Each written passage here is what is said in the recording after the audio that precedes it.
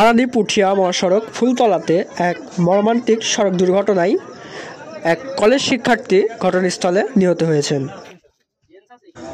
প্রত্যক্ষদর্শীরা জানান, উক্ত মোটরসাইকেলে ৩ জন যাত্রী ছিল।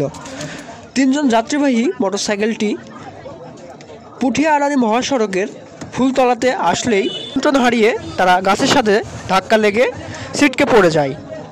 ঘটনাস্থলেই ৩ জন আহত হয়। গ্রামবাসীরা ৩ জনকেই পুঠিয়া উপজেলা স্বাস্থ্য কমপ্লেক্সে নিয়ে যায়। সেখানে কর্তব্যরত চিকিৎসক ৩ জনের মধ্যে একজনকে মৃত বলে ঘোষণা করেন। বাকি একজনকে প্রাথমিক চিকিৎসা দেওয়া হয় এবং একজনকে জরুরি ভিত্তিতে রাজশাহীতে প্রেরণ করা হয়।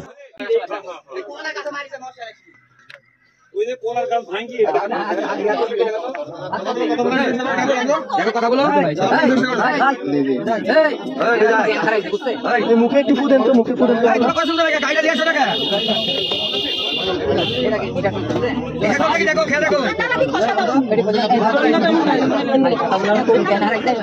মুখে একটু ফুদেন তো।